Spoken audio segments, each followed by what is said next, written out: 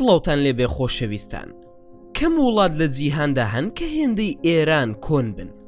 ئەم وڵاتە نیشتیمانی یەکێک لە کۆنترین شارستانیەتەکانی مێژووی مرۆڤایەتیە. سەرڕای چەندین داگیرکاری بیانی لەلایەن مەغۆلەکان و یۆنانیەکان و عەرەبەکانەوە. ئێران زمان و شیعر و ناسنامە نەشکاوەکەی خۆی پاراستووە.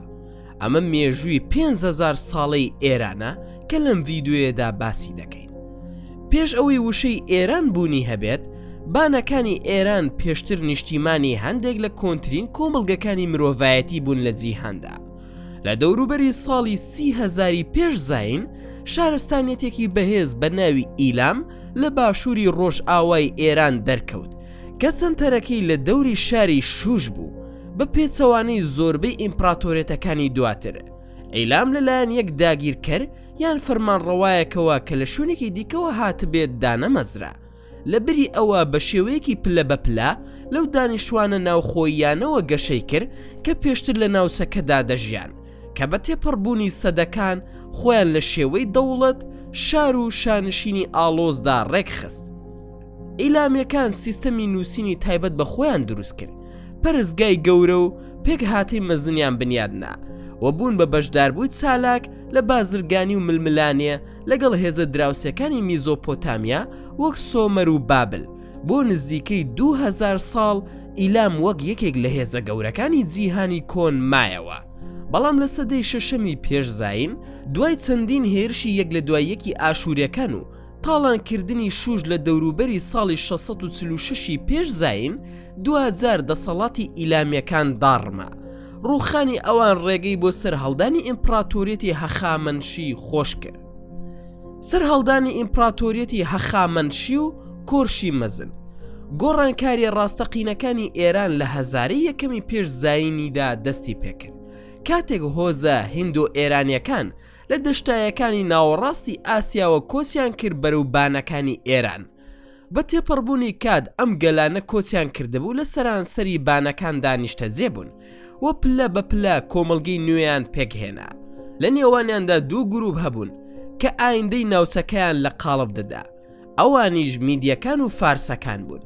میدیەکان یەکەم کەس بوون کە لە سەدەی حوتەمی پێش زاین شانشینێکی گەورەی ئێرانیان بە ناوی شانشینی میدیا دامەزراند و هۆزە جیاوازەکانیان لە ژێر دەسەڵاتێکی ناوەندیدا یەکخست. بەڵام ئەوە دراوسەکانی باشووریان واتە فارسەکان بوون کە یەکێک لە گەورەترین ئیمپراتۆرەتەکانیان دروست کرد کە جیهان تا ئەو کاتە بەخۆیەوە بینی بێتی. لە ساڵی 550 پێش زاین، پیاوێک بە ناوی کۆرشی مەزن مێژووی ناوچەکەی گۆڕی. کۆرش لە شانشینی فارسی ئەنشانەوە هاتبوو کە دەکەوێتە پارێزگای فارسی ئێستای باشووری ڕۆژئاوای ئێران. ئەو پاشای میدیەکان ئەستیاگیسی بەزاند و هۆزە ئێرانیەکانی لەژێر سەرکردایەتی خۆیدا یەکخست. بەڵام کۆرش هەر لێرەدا نەوەستا. لە ماوەی چەندەیەکدا سوپاکەی شانشینی لیدیای لە ئەنادۆڵ داگیر کرد. بابلی گرت و دەسەڵاتی فارسی بەرەو ڕۆژهەڵات تا ئاسیای ناوەڕاست فراوان کرد. ئەوەی کۆرشی سەرنجڕاکێش کردبوو تەنها خێرایی داگیرکاریەکانی نەبوو، بەڵکو شێوازی فەرمانڕەواییکردنیشی بوو. بە پێچەوانەی زۆربەی داگیرکەرانی پێشخۆی ئەو ڕێگەی بە ئاین و نەریت و دابوونەریتە ناوخۆیەکاندا کە بەردەوام بن. کاتێک لە ساڵی 539 پێش زاین بابلی گرت، ڕێگەی بەگەلە ئاوارەکان لە نێوانیاندا جوولەکەکاندا کە بگەڕێنەوە زێدی خۆیان و پەرستگاکانیان دروست بکەنەوە. ئەم سیاسەتانە لەسەر لوولەکەی بەناوبانگی کۆرش تۆمەر کرابوون.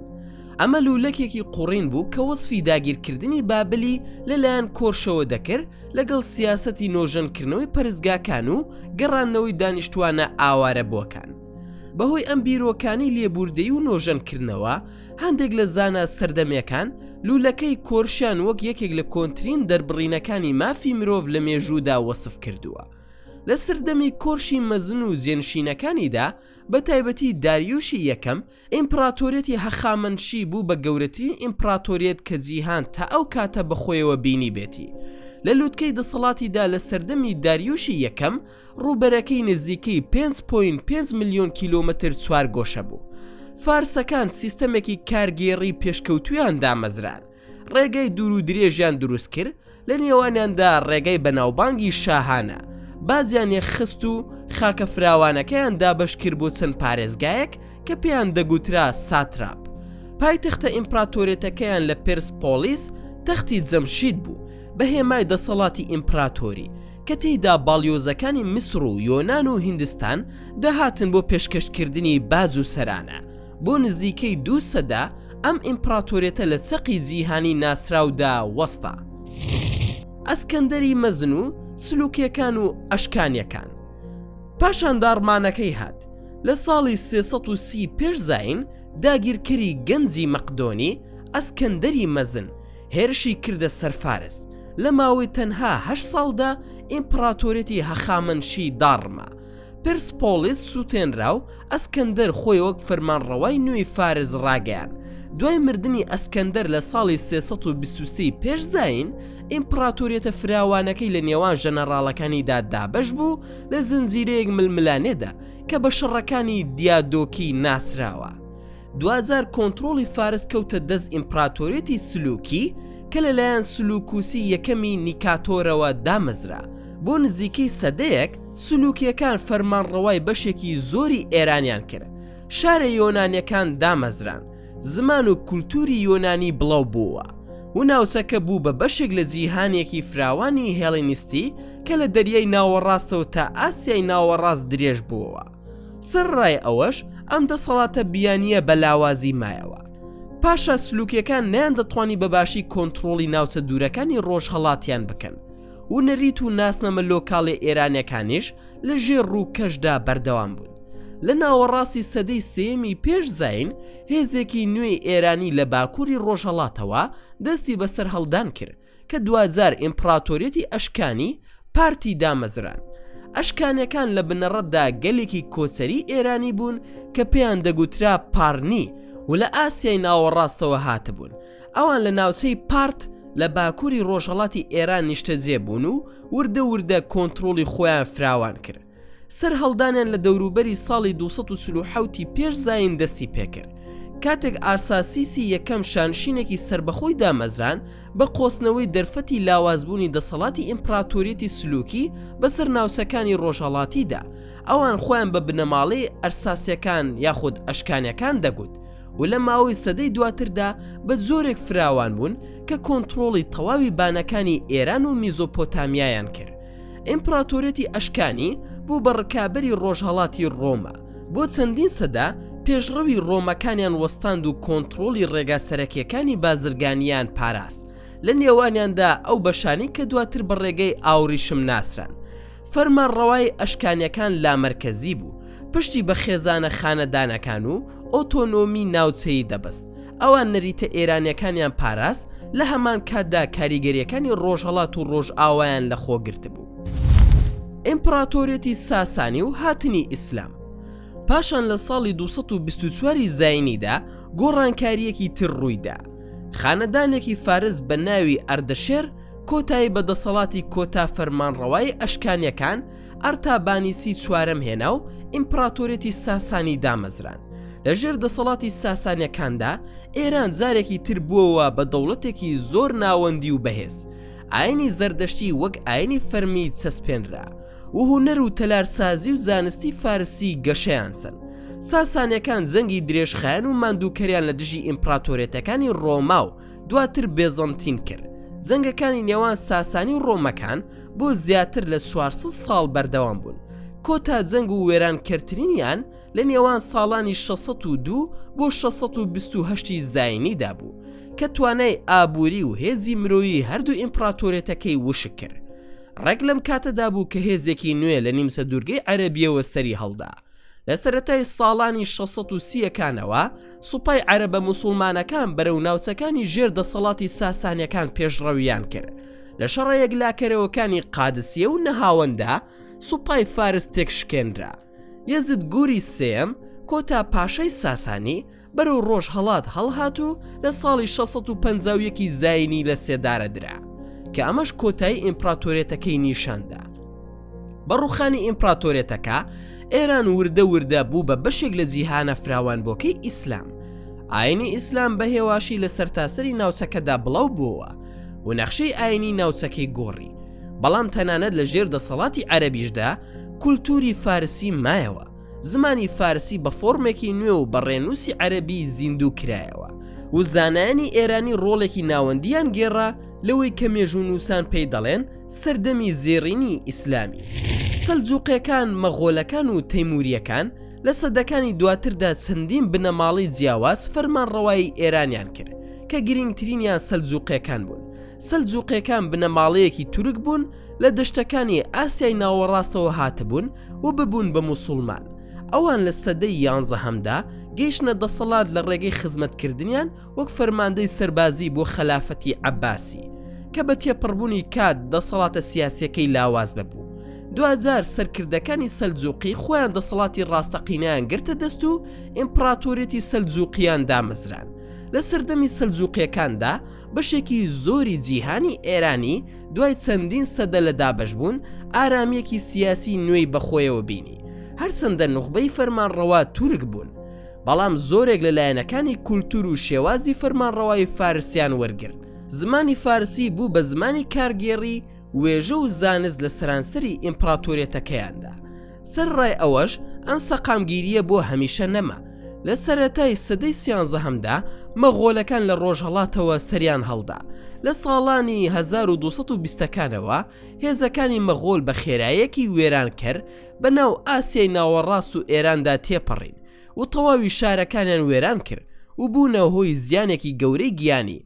بەڵام تەنانەت ئەم کارە ساتەش نەیتوانی بە یەکجاری کۆتایی بە بەردەوامی کولتوری ئێران بهێنێ. لە ناوەڕاستی سەدەی 13هەمدا هۆلاکۆ خان دەوڵەتێکی نوێی فەرمانڕەوایی لە ناوسەکەدا دامەزران کە بە ئیلخانیەکان ناسرا بوو.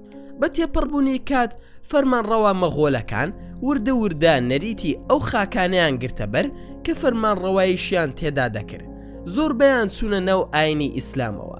سیستەمی کارگێڕی فارسیان پەسەند کرد و پشگیریان لە زانا و هونەرمەندانی فارس کرد. یەکەم فەرمانڕەوای ئیلخانیەکان کە ئیسلامی قبول کرد تەکودار بوو. بەڵام خاڵی وەرچەرخانی ڕاستەقینە لە ساڵی 1295 ڕوویدا کاتێک غازان خان بۆ موسڵمان و ئیسلامی وەک ئاینی فەرمی ئیلخانیەکان ڕاگەیان. لەو خاڵە بە دواوە فەرمانڕەوا مەغۆلەکانی ئێران زیاتر و زیاتر ئیسلام و کولتوری فارسیان لەخۆگرت. بەڵام دەوڵەتی ئیلخانیش بۆ هەمیشە نەما. دوای مردنی ئەبوو سەعید بەهادوورخان لە ساڵی 1335 ئیلخانیەکان دەستیان بە داڕمان کرد. بە بێبوونی جێنشینێکی بەهێز فەرماندە ڕکابەرەکانی مەغۆل و بنەماڵە ناوخۆییەکان شەڕیان لەسەر کۆنتڕۆڵکردنی ناوچەکە دەکرد. لە ئەنجامدا ئێران جارێکی تر دابەش بوو بەسەر چەندین دەوڵەتی بچووکتردا کە لەلایەن هێزە ڕکابەرەکانی وەک جەلائیریەکان، موزەفەریەکان و بنەماڵە ناوچەیەکانی دیکەوە بەڕێوە دەبران. بۆ چەندین دەیە هیچ دەسەڵاتێکی تاکە کەسی نەیتوانی بانەکانی ئێران یەک بخاتەوە. ئەم قۆناغی دابەشبوونە سیاسیە تا کۆتایی سەدەی 14هەم بەردەوام بوو تا کاتێک داگیرکەرێکی نوێ لە ئاسیای ناوەڕاستەوە سەری هەڵدا. تەیمۆر یاخود تەیمور لەنگ سەرەتا وەک فەرماندەیەکی سەربازی کارامە لە ماوەی ئەو ئاژاوە سیاسیەدا هاتە سەردەسەڵات کە دوای هەڵوەشاندنەوەی خانەدانی چاغەتای مەغۆل دروست ببوو. لە ڕێگەی تێکەڵەیەک لە هاوپەیمانێتی و هەڵمەتی سەربازی بێوچانەوە ئەو وردە وردە سەرکردەی هۆزە ڕکابەرەکانی بەزاند و 2000 ئیمپراتۆریەتی تەیموری دامەزران. هەرچەندە هەڵمەتەکانی زۆر جار وێران کردبوون و زۆرێک لە شارەکانی ئێران لە کاتی لەشکرکێشەکانیدا زیانی گەورەیان بەرکەوت. بەڵام قۆناغی تەیموری دواتر بۆ سەردەمێکی بەرچاوی بوژانەوەی کللتوری. تەیمور و جێنشینەکانی پشتیوانیان لە زانا و تەلارساز و هونەرمەندانی فارس دەکرد. شارەکانی وەک سەمەرقەند و هێرات وەک ناوەندی سەرەکی وێژە تەلارسازی و زانستی فارسی گەشەیان سەن. بەڵام ئیمپراتۆریەتی تەیموری وردە وردە لە ماوەی سەدەی 15هەمدا لاواز بوو کاتێک کوتلە ڕکابەرەکان شەڕیان لەسەر دەسەڵات دەکرد. ئێران جارێکی تر دابەش بووەوە بۆ دەوڵەتی بچووکتر کە لەلایەن بنەماڵە ڕکابەرەکان و کۆنفیدراسۆنە هۆزەکیەکانەوە بەڕێوە دەبران. ناسە قامگیری سیاسی لە سەرتاسەری ناوچەکەدا بڵاو بووەوە کە بارودۆخێکی گونجاوی بۆ سەرهەڵدانی هێزێکی نوێ ڕەخسان. سەفەویەکان و ناسنامەی شیعە. پاشان لە ساڵی 1501دا خاڵێکی وەرچەرخان ناسنامەی ئێرانی بۆ هەمیشە گۆڕی. سەرکردەیەکی گەنج بە ناوی ئیسماعیلی یەکەم ئیمپراتۆریەتی سەفەوی دامەزران. دوای دامەزراندنی ئیمپراتۆریەتی سەفەوی، ئیسماعیلی یەکەم ئاینی ئیسلامی شیعی 12 ئیمامی وەک ئاینی فەرمی دەوڵەت ڕاگەیان. ئەم بڕیارە ئێرانی بە تەواوی لە دراوسێ زۆرینە سوننەکانی زیادە کردەوە، بە تایبەتی لە ئیمپراتۆریەتی بەهێزی عوسمانی. تەنانەت کاتێک ئێرانیەکان ئەم چوارچێوە ئاینیە نوێیان پەسەند کرد، زۆر بە توندی پارێزگاریان لە کەلەپورە کەلتوریە دێڕینەکەی خۆیان کرد.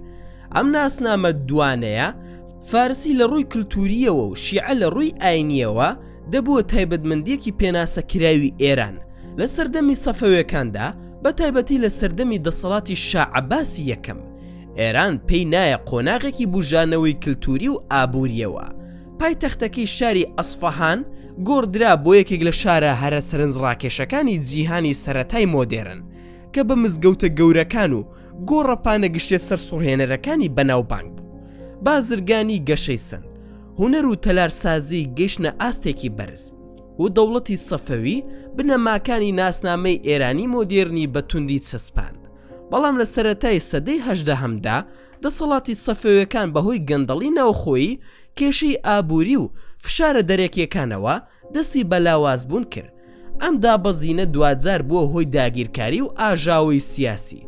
بۆ ساتێکی کورد بلیمەتی سەربازی نادرشا لە ناوەڕاستی سەدەی 18دا هێزی ئێرانی گەڕاندەوە.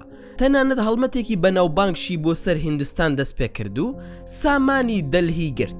بەڵام ئیمپراتۆریەتەکەی کەمێک دوای مردنی داڕما. لە کۆتایی سەدەی 18دا بنەماڵەی قاجار گەیشتنە دەسەڵات و پاشایەتیەکی نوێیان لە ئێران دامەزران. بەڵام لەم کاتەدا ئیمپراتۆریەتە بەهێزەکانی ئەوروپا هەژمونی خۆیان لە سەرتاسەری ئاسیادا فراوان دەکرد. ئیمپراتۆریەتی رووسیا دەستی کرد بە پاڵنانی بەرەو باشوور و دەست بە سەرداگرتنی ناوچەکانی قەوقاز. لە کاتێکدا شانشینی یەکگرتوو و بەریتانیا هەوڵی دەدا کۆنتڕۆڵی باشووری ئێران بکات بۆ پاراستنی بەرژەوەندیە کۆلۆنیاڵیەکانی لە هیندستان. هەرچەندە ئێران هەرگیز بە فەرمی داگیر نەکرا، نەبووە کۆلۆنی، بەڵام زیاتر و زیاتر خۆی لە نێوان ئەم هێزە ڕکابەرانەدا بەگیر خواردوو دەبینیەوە. ئیمتیازاتە بیانیەکان، فشاری سیاسی و قۆسنەوەی ئابووری دەوڵەتیان لاواز کرد. شۆڕشی دەستوری پەهلەوی و دەستێوەردانی بیانی لە سەرەتای سەدەی 20دا دۆزینەوەی نەوت دەستێوەردانی بیانی زیاتر چڕ کردەوە کە ئەمەش بووە هۆی ڕاپەڕینی زەماوەری. شۆڕشی 1906 کە بە شۆڕشی دەستوری فارز ناسراوە بەهۆی دەستێوەردانی بیانیەوە هەڵگیرسا. خەڵک شایان ناچار کرد دەستورێک پەسەند بکات و پەرلەمانێکی نیشتیمانی دروست بکات. بۆ یەکەم جار لە مێژووی دوور و درێژی ئێراندا خەڵک هیوایان بە حکوومەتێک هەبوو کە بە یاسا سنووردار کرابێ لە بری پاشایەتیەکی ڕاها. بەڵام ئەمە ڕووی نەدا. ئیمپراتۆریەتە ڕکابەرەکانی شانشینی یەکگرتوو و ئیمپراتۆریەتی رووسیا لە ئێرانی بەهێز و سربەخۆ دەترسان. بە پشگیری ئەوان شا جوڵانەوەکەی سەرکوت کرد و وڵاتەکەی جارێکی تر خستەوە ناو ناسەقامگیری. ئەم ناسەقامگیریە بەردەوام بوو تا ساڵی 1925 کاتێک ئەفسەرێکی پێشووی سەربازی بە ناوی ڕەزاشا دەسەڵاتی گرتە دەست و بنەماڵی پەهلەوی دامەزران. ڕەزاشا پێداگر بوو لەسەر گۆڕینی ئێران بۆ دەوڵەتێکی مۆدێرن. ئەو هێڵی ئاسنی دروست کرد، سوپای بەهێز کرد، قوتابخانە و زانکۆی مۆدێرنی کردەوە. لە ساڵی 1935دا بە فەرمی ناوی وڵاتەکەی گۆڕی بۆ ئێران کە بەواتای وڵاتی ئاریەکان دێت. ئەمەش بەردەوام بوو تا جەنگی جیهانی دووەم. لە کاتی جەنگی جیهانی دووەمدا ڕەزاشا هەوڵیدا باڵانس لە نێوان هێزە بیانەکاندا ڕابگرێت، بەڵام هاوسۆزی بۆ ئەڵمانیای نازی نیشاندا بەو هیوایی بتوانێت ڕوبەڕووی هەژمونی بەریتانیا و سۆڤێت ببێتەوە.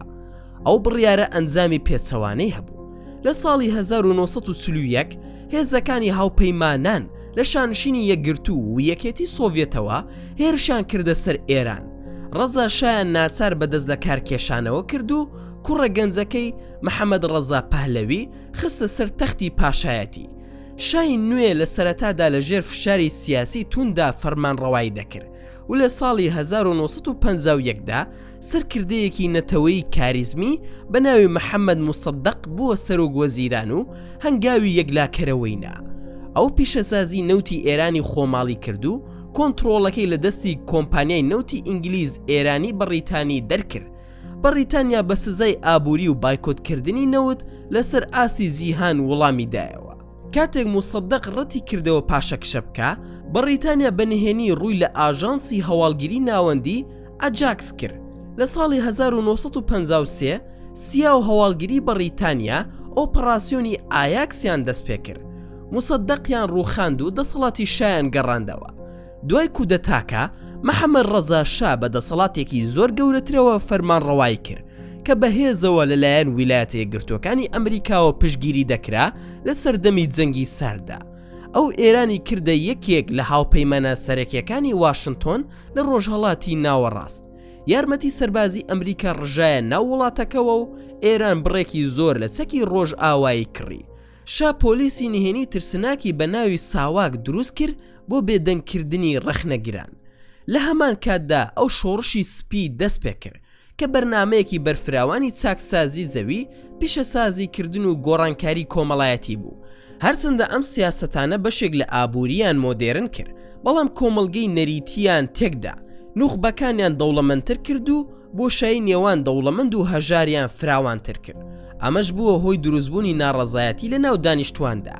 ئەم ناڕەزایەتیانە زیاتر توند بوونەوە لە ساڵی 1970 کاتێک شا بڕەپارەیەکی زەبەلاحی خەرج کرد بۆ میوانداریکردنی ئاهەنگێکی سەرنجڕاکێش لە پاشماوەکانی پرسپۆلیس تەختی جەمشید بۆ یادکردنەوەی ئەوەی کە ئەو ناوی نابوو 25500 ساڵی پاشایەتی فارسی.